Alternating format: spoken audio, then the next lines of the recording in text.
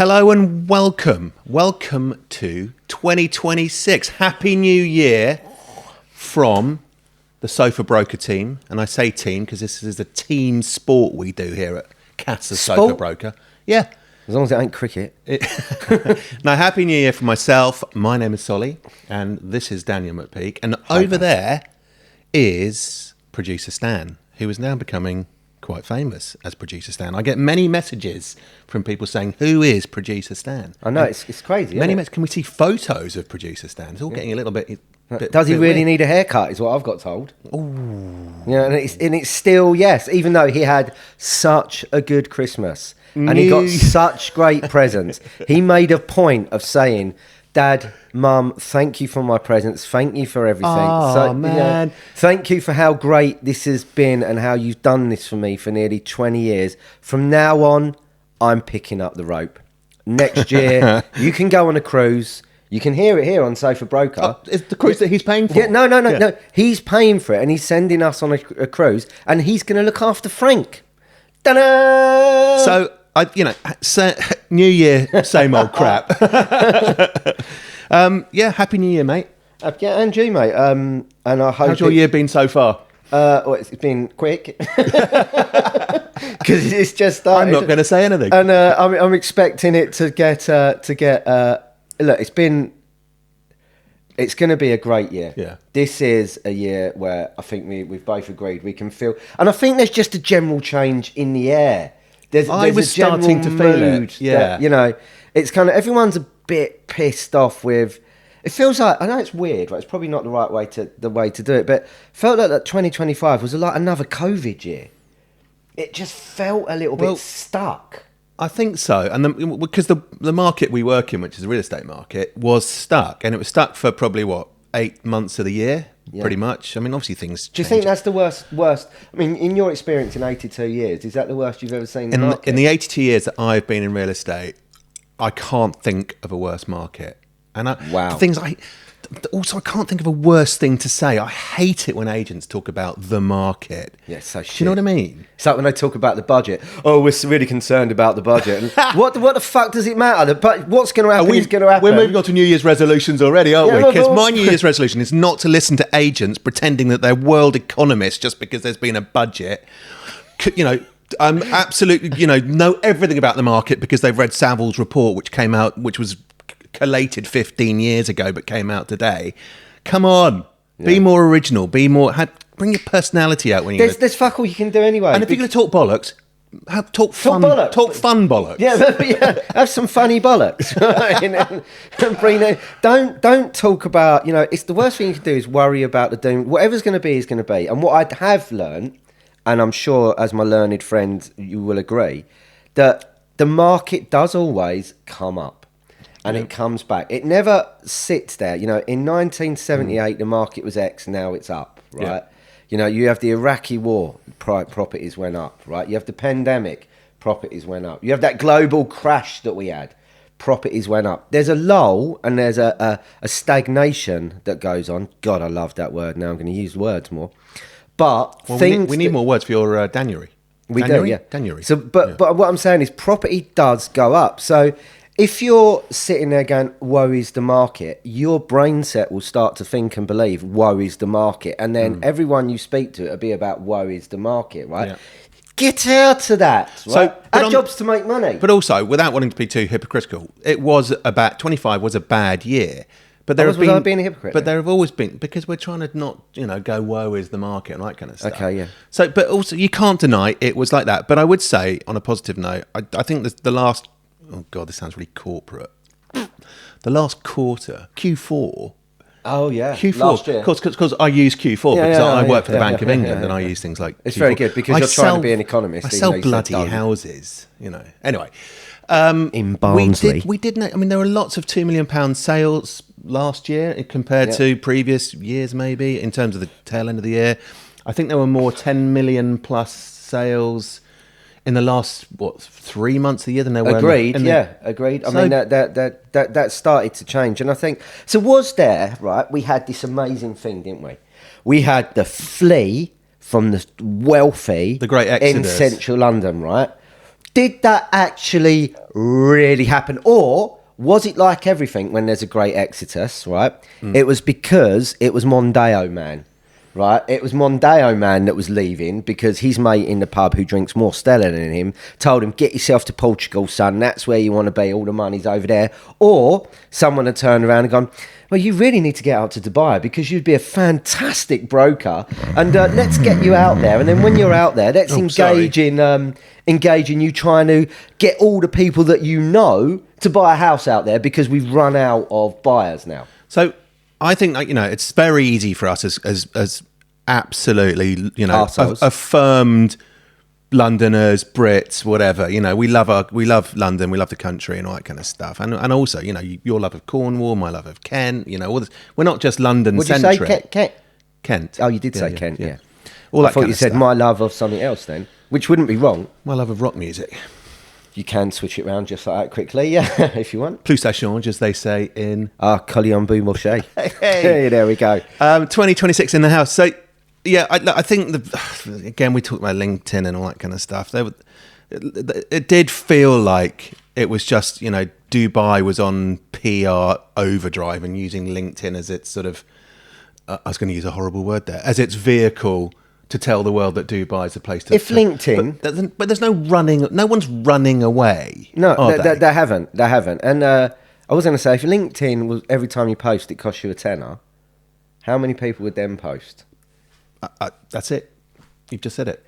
So, yeah, I mean, we don't think no one did run away. And even if they did run away, right, it's not like, oh, right, all these people have moved. Okay, if you take a box of people that have shifted...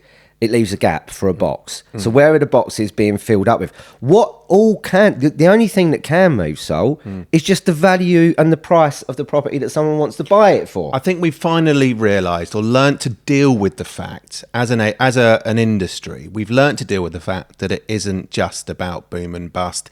It isn't just about that you can actually buy a home. Yes. You know, do you remember for years we would have the boom and bust, and therefore anyone who bought a home was suddenly a property developer just because their fucking house went up by 20% or whatever it was. And I think that then had a knock-on effect when it came to sell it. You know, do you know what? It was 20%, but you're telling me now it's worth only 5 or 10% more than when I bought it. You know, so how can I possibly sell? It's worth all the what you call the garbage in, garbage out. You know, so we just had to deal with that for a year or two. But I think people are starting to understand it. I've got clients who are like, Solly, let's Are you seeing anyone let's sell it sensibly. Yeah. That's look, and it's something we always do, right? We historically do not, and also others that aren't.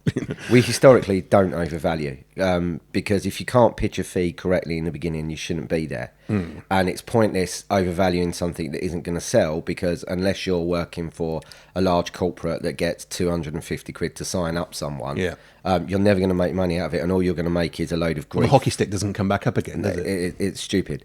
So, and what happens is then you're just lining that up, you know, to bowl it over using a cricket analogy, to say the second person in is going to win because the second one that goes around does valuation is going to win. So it's not about doing that, but it has changed, and people are being not unrealistic because it was never realistic in the first place. You know, it's like someone that gets their house and then remortgages it to buy a Range Rover. You could never afford a Range Rover in the beginning. Don't do it. Yeah, it's like just don't do it. You know, the value isn't there. And I think that's where we're appreciating that. But we do get different... We're seeing a lot of Americans now, which we've been banging on about since the beginning of... Well, I think since at least 15 years when we started to say, might be 20 years. How long would it have been? No, I think that's not... We first started talking about it seriously at Brexit, post-Brexit, didn't we? So what was that, about 55 years ago? That were 10 years ago. No. Is that when... the world went a little bit... But what's interesting about the Exodus thing is... If from the UK, people... If everyone's leaving the UK, and especially London, because London is suddenly the worst city in the world. Yeah. Anyway, suddenly everyone wants to leave London and go and live Dubai. And I just don't think taxes and good weather just don't justify that argument at all. But also, we've seen people escaping, running away, desperate to leave Trump and come and live in London. So if this is all true, which I think is all absolute horseshit, in terms of big numbers, But of course, we know of isolated cases. You and I have, we know of 3 or 4 leads that have come through into our world that are people saying, I don't want to live in America anymore because of Donald Trump. Yeah. And they're coming to live in London. And we know of a similar amount, I would say, that are real, who are doing the same and going to Dubai. So all we've got is a Tetris situation anyway. And it's a global economy. Most of these people will have multiple houses around the world anyway of that sort of ilk. So what frigging difference does it make? I mean, if they can afford your client, sell their place in New York, buy them something in London, or, if they're going the other way, sell their place in London and buy them something in Dubai. Yeah, I mean, look, if they can afford to move anyway and their job allows that to happen, they're probably earning a fair wedge, right? So it's for the people that can't, that are hearing these dreams, that are getting aggravated and stressed out about it because all of a sudden they can't get what they want to realise that dream as well, because realising that dream means the one thing you said, up in their home. Yeah. Not, let's go here because we can afford to leave it here and we'll rent somewhere over there for 2 years, see what happens. And, political climate, again, we're not economists, and we because I just are so anti what goes on in the budget. I'm anti what goes on in politics, because the way I see it, whatever the situation is, however the wind is blowing, we've just got to get on with it. Yeah. And we've got to get on with it with a smile on our face. And we've also got to be somehow able to manage the misery that people have when they're selling their home, because they've had other people round. Yeah. And, you can't always be the science, shiny, happy people. And I think this will be 2026. It's not going to be no longer, and I'll let you riff on this, the year of the videographer. It's going to be the year of the educator. So out go miniskirts and penthouses, which I know is something that you see a lot. And in comes what's next? So what is the education? I think you're right. I think it's the age of the honest agent or the honest broker. Because you can't, there's a generation of brokers out there who have just done exactly what all high street estate agents have been doing for years. And it's not a blame game here. And I'm not above all of this. I'm just commentating because I have a podcast and I'm fucking allowed to. But it's all 3 of you. Well done. True. Exactly. But and this whole thing is designed for us to chat and riff and see who's interested in getting involved. But one of the things we are painfully honest people. Yeah. And when we walk into someone's house we've never met before, we've been referred to or come through a lead or whatever it's come to us, and we talk to them in the same way that we talk to each other. And I think in a world where so many people are walking in and doing the complete opposite. So you've got the snake oil, the classic high street agent who doesn't really want to sell it. They want to list it because they don't want Gary next door to list it. Yeah. We've talked about Tim. I won't go on about it. That has also, that's led to a generation of brokers that do the same because they're so desperate for the aforementioned content, the penthouse and miniskirt kind of brigade. Yeah. They're so desperate for the content, they will do the same thing that the flipping high street agents every broker walks and go, well, you don't want to use a high street agent because they don't care. And then what do? Overvalue it because they want to they just need the place for content. Yeah. So they're just doing the same. So it's, it's a sort of, I don't know. It's just sort of, it's idiotic. So I do think, I'd like to think that the ones out there that do tell it as it is will do well this year. I've had, I won't lie, last year I had some pretty forthright conversations with sellers who were probably, maybe weren't garbage in, garbage out, didn't think they had the best house on the planet, but were just being told by a crowd of agents from everyone round the corner to, the boutique-y type guys, something that wasn't actually true, or certainly, wasn't actually true to how the market is or true to their situation. And so maybe if people are really truthful and are prepared to get booted out the front door by, those kind of people who think they've got the best house on the street, maybe we'll see something approaching, proper deal making and things happening and a loosening of the routes and movement. I mean, it's really... And then all those people that live in Dubai can suddenly come back again. Those thousands of people might want to come back again. It's really hard, though, isn't it, as a seller, to not listen. You had 3 or 4 people around to value your home. It's really hard not to listen if 3 of them are saying X and the other one, is saying, oh, no, this is really... Because the first thing you want to be is optimistic about the price. Yeah. Right? Because you have the best house in the road, clearly. I mean, and it's kind of like... And if you don't, you still think that it's got value to it because, you're this sold here and that sold there. Right, they've check on Rightmove over a weekend, and they're like, oh, so my house must be X. And I think that's the major problem that we have. There will never be these people disappearing. They will always exist in the marketplace, right? And they are the majority. Well, that's interesting. You talk about optimism. So maybe just with sensible conversations with sensible agents, high street, salaried or brokers, whatever it may be, if there is a move towards sensible conversations and honesty, that optimism will not be about price. The optimism bit will be selling. I'm optimistic about selling, not optimistic about the price. Well, and therefore, you have nailed what we need to teach people in terms of when you're in someone's house. It's the year of the educator. Yeah. Okay, you need to come in there packed with information. Up here, yeah. You don't need half a Brazilian rainforest. No. You need to be able to deliver it in a way that's concise, that's clear, and is manageable for the vendor to go right and take it on board in the correct way. Not just this is sold, that's sold, I've sold this, we've sold that. This needs to be reasons we led to that sale. The reason we sold this was because we managed to do this journey and we took the seller on that journey and that ended up being a sale. It's not that this sold and that sold. That won't cut it no more. People aren't stupid. And what you just said is so right. They are now more optimistic about the price, but there is a realism of how they get to that price. And they may want to still get the highest price, because if I was selling my house, I would as well.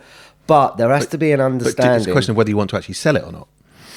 I mean, that's the other thing. A lot of people don't want to really sell, and they're the ones that you shouldn't even go Well, the around. first question I just say to people, and if they want to kick me in the bollocks and tell me to get out, is, do you want to sell it or do you need to sell it? Because if you need to sell it, you and I can have a conversation. If you just want to sell it, and therefore the optimism is going, the optimism meter is heading towards price and rather than selling, then I think I'd rather, someone who's, got a global, not global, got a high street presence and do this all day, every day in your area. I'd rather they took the hit first, and then I'll come along and be, my optimism for selling it will kick in, and we can be honest and actually sell it. So we have changed the difference in selling has changed. People are turning around and they're getting on board. And other agents are doing this as well, right? They're becoming educators. So I think, they are, and I think it's really good to see. And I think if we can, what I'm optimistic myself about from a broker's point of view is, if those there are going to be, 50% more conversations that are real between broker, agent, and seller, coupled with what we know to be happening finally in this much more collaborative joint agency sharing environment, we see that way more than we used to. So if that environment continues to go in the right direction, coupled with a reality bites kind of conversation, then I think more property will sell. So where is your predictions for this year? If it's 2027, what's happened? Christ, I can't get 2025 was only... Yeah, I know, but it's 2027 now. So what happened in 2026 that moved the dial? So what does our Christmas 2026 show look like? Yeah, what happened last year? If you could, if you're going to predict the future, what are 3 things you're going to predict this year? I don't know. I think one of the things I'm not sure about, because it's been such a hammer blow for the industry, I'm not sure where the broker model goes. This whole, talking about exodus, this whole sort of, people leaving salaried agency, whether that will continue. I think a lot of people have probably heard now that it's really, if you've got to pay for stuff yourself, create your own leads and all that kind of stuff, that's tough in a tough market. So the ones that stick with it, who've been doing that and know the ups and downs and know how to have those reality bites conversations and have had a few, they'll probably do quite well. But I think we might see a bit of a slowing down of people. Okay, coming so into self-employed brokering. agents slowing down. I think it might. All right. I think it will come back again. I think but it's probably going to correct after the event. Okay. So I think if you are thinking if you've got a few quid in your back pocket and you are thinking of being self-employed, maybe you should think about actually doing it and not being scared, because I think the market should loosen. I do see fees. I think fees are starting to get a bit juicier because we've had almost like a generation of really desperate sellers. Yeah. So they're starting to pay more, which is great. I mean, it's not great that it's under duress, but it's good to see agency doing slightly better in the fees situation. Okay. Because I think that then leads to more collaboration and more joint agency, which means they've got more chance of selling it. You know, what else is going to happen? I think this whole. I'll tell you one thing that is definitely happening, and there's definitely a movement for foreign buyers. It's very London centric, but we're definitely seeing foreign buyers not wanting to own freehold property in London so much, in terms of it being a base, a pied-à-terre. They're very keen on having something smaller, branded, with all the concierge and the pools and the service charges that come with it, rather than owning a big freehold. I think, you know, the mansion tax doesn't hit them in the wallet at all, does it? But it's just it's the psychology of being told you're not welcome here as an owner. So I think that whole branded, you know, I've really noticed that the people I've been out and about with are very keen on having smaller flats in sort of hotel affiliated type. Very new. We were seeing it in New York years ago. So I think that's not going to stop. And I think it's also easier for people to buy simultaneously around the world if they, you know, are aligned with that kind of way of life. In terms of the normal market, I don't know. I just really hope people can sell their 500 grand flats in zone 1 and 2 or whatever it might be, and be able to buy that £1.25 million house. I think that's the bit that's been absolutely shafted in the last year or two, hasn't it? No, it's interesting that you say that, because people are starting to get smaller properties in favour of more of an experience of living there. So we're seeing, you know, people, you know, that traditionally would have bought expensive jewellery and high-end cars are swapping that for experiences now. You know, they want to travel around the world and they want that to be in nice places when they go there. So they're forfeit having their new Mercedes to do that. You know, they're taking off their diamond rings and their Rolexes and other watches. They're getting nicked by e-bikers. Yeah, but they're getting rid of that because we're turning into more of an experience-led year, and that will continue through 26. And how that affects the property market is very much like you said. People want to come home to something where that experience continues into their, you know, house and through into their bedroom. So it will change things. Not everyone's going to be chasing around for the 18-bedroom mansion no more. They're going to be looking at, you know, what do I get from that? You know, is it going to be a building that's in something that gives me extra stuff? Yeah. You know, and it's like what we've seen in central New York. It's more about, you know, smaller the apartment, but the hotel space is kind of coming to it a lot more. I agree. And they try it, you know, a lot. We've seen it with some stuff over here that's been built, and it hasn't really hit home yet because it's been led towards, like, you know, the Mercedes building. It's too Mercedes building. You know, if you go out to Dubai and talk about the Benghazi building, it's too one direction. People need an experience. They're not like, right, I've got a Range Rover, and I'm never going to drive anything else ever and ever and ever and ever and ever. People want to have the experience of, well, have you tried the new car, whatever it is over here? Because it's not saying it's better or worse, but check it out. And people are interested in that one jump. Check it out. They will change. So we will see people, I think, massively this year change how they're living what they're living into how they're living. I agree. And I think there's one thing I've noticed is that there's what you call the sort of international sort of faceless wealth, the brand, you know, the ones that want to live in those things we're talking about and be with the same kind of people.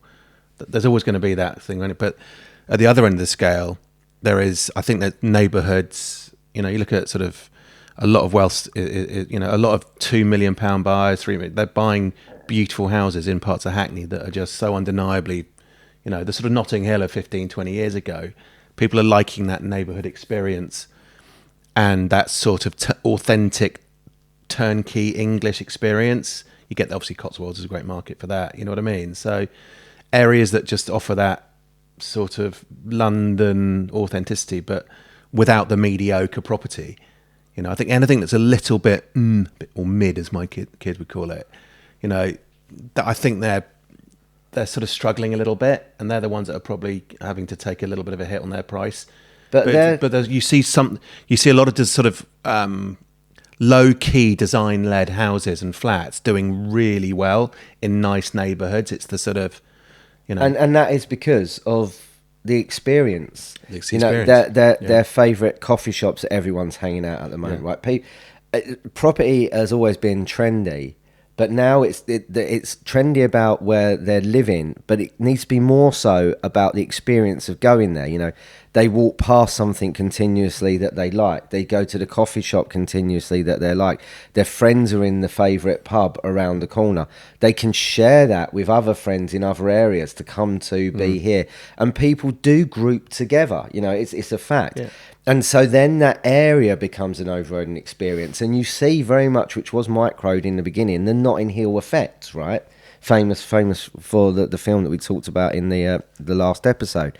And it's crazy that hasn't happened or that we haven't realised it. So now what we're seeing, rather than videographers and people saying that they're, let's go out and do a video, presentation of a property, I think what we're seeing next is the education of the area and a tight snippet about the property.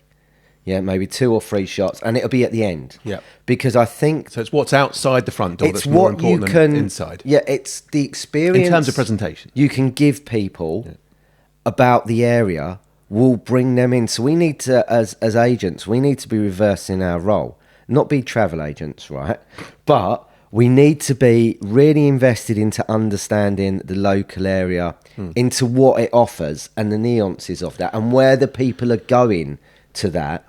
And then we create that now, and then we reverse it in to the property. So rather than starting, let me show you around this house, and there's some amazing guy or girl on it, all sped up. And then it goes like that.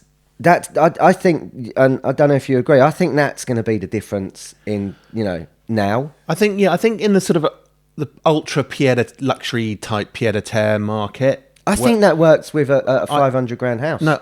So what I'm saying is, I think in the market where people know the area, like Mayfair, if you're an international wealthy person, you know Mayfair already. Yeah. You don't need that. So you just need to know what the flat's like. And the chances are you might buy a flat that you don't even go and physically look at. So I think that that will always happen, and you're always going to have the penthouses and mini skirts brigade because they just need to do it. But what it does is it raises the question about, can you actually sell a flat? Really honestly sell a flat or a house in a neighbourhood that you don't know very well? If you're a broker who's a roaming broker, can you actually get across to someone? This and therefore, do we think that local agents will come? They're dead. This will be my prediction for this year is local agents are going to die. So my question to you is, if you were going to become a self-employed broker right now, would you try and be hyper-local as a broker? No. Okay. No, I would stay international and global.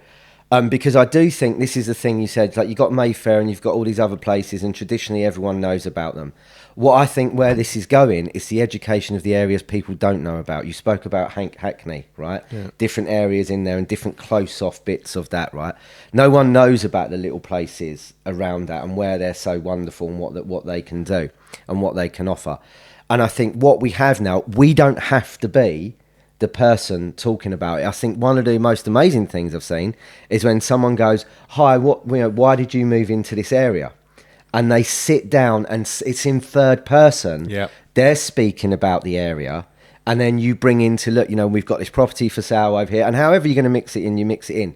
But so you don't need to know. What you need to know is you need to be able to find 2 or 3 people that have got the experience in that area. Right, locals, they could be anything from a butcher to a guy that does IT that's been there, that's been around the area forever because they just bloody love it. Yeah. Right, and it's let them, because they're in there, in that space is the passion for loving that area. Well, it's not ours because I don't live there. Yeah. But I'm selling the property there. But if you can create the passion and allow someone else to deliver that on screen for you. And you are now just standing there like doing a screen, a fucking whatever it is, right? Holding it together, like, a famous producer.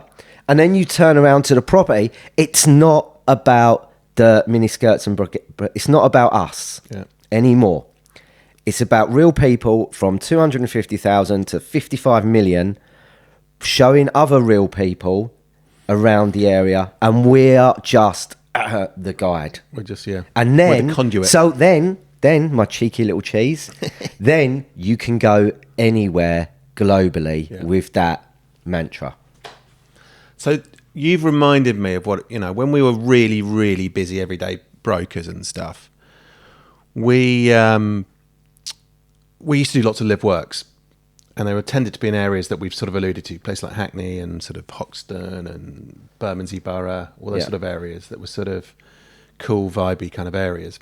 And I remember how when I think about that, and if I do more houses now and more private homes, and I remember the live work crowd, whether it's an architect living and working from home, or an artist or whatever it might be, web designers, stuff like that. They were so much better at selling their homes than 100%. Than people who own their own, and it's just their home, and it's got a front door, and it's got the holly on the front, and it's got Timothy in whatever's bedroom. Those people are they're quite difficult to work for. The sort of the classic home seller, but the live work people had that thing. You wanted them to be there because they were basically spending 24 hours a day in that neighbourhood. So why ain't they in the video? If someone walks into, should we say, Borough back in the day, Borough High Street, a loft apartment, what we used to do, not knowing the area, right there, sitting there at his Apple Mac, is the guy that loves it so much he lives and works there the whole time. How powerful is that? That there's nothing more that bring beats back live works. No, but there's nothing more that beats that. And this is where agents that do a lot of Instagram stuff, which we all do, have got to start to realise it's not about us, right? It's got to be about the seller. So why aren't we making them front and forward to it, and talking about it? Why don't we allow? They know everything there, right? They can deliver it in a way we can't deliver it. So what I'm saying is, as an international broker, this allows you to roam around. You find local people that are not going to move, that tell you how great the area is. You have the seller talking about how much they love it and give the reason they want to sell. Yeah. It could be, look, we're moving abroad, or the kids have grown up and left and we don't want to be here no more. Genuine reasons, but we love the area, but we've got to downsize. And then a little bit with you at the end talking about it. And I think that's the difference we're going to see this year, as we evolve into being educators. And with that, I think we're going to start to see a lot more maturity in the market. I mean, our new thing that we've just done is we've put together a little gang of people, and between the four of us, there's 100 years of experience. So it's the century. Solly's naming it there. And I think that's vital now. And as part of that century, when we do valuations now, we can come in, all four of us, if needed. Yep. And then the best one there will get on with the person that's there. And it's okay to do that, when you've got mega expensive stuff and you can take time out to do that. And I'm saying mega expensive, from probably 2 million up, you can do that in certain areas. But I think, again, you can do this on another scale. If you're just an agent on your own, it's like, right, how much experience have I got? And what about the thing you always say, like, let's co-broke, right, or go broke? What about if I co-broke these things, this houses that I haven't even got yet, with someone else? And between us, we might have, 15 years experience. Shout about that. Yeah. Because with that becomes the education behind that. And shout about the fact that you've been doing it and you've done different areas and you know the way from where you are now to the valuation, from what the person sitting on in front of your sofa thinks about the property, to how do you educate them to show them how we're going to get to the end, to the sale and over the line. And I think with that, I think that's really good. And I think that because we're talking about the year ahead and what we think might happen, I think if we do have more of that, then it could be a jolly old year. I mean, it's what we've. So I mean, how many times have you sold a property because you've taken because you've worn a tie and taken a brochure in about your business? How many times have you done that? Well, I don't think I've ever done that, but I still get listings.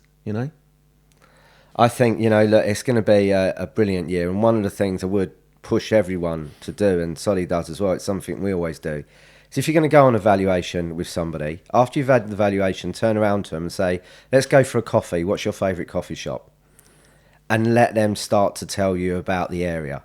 And so you can learn about the area. So you can impart that knowledge to the people that are seeing your presentation. So Happy New Year to everyone. It's been fantastic seeing you, watching you, listening to you. We're looking forward for a great 2026. We think it's going to be absolutely amazing. And even if it's going to be a little bit of a rocky road, keep smiling. So Amazon, YouTube, Spotify, Facebook, and there's one other that, whatever. See you soon. Bye. Bye.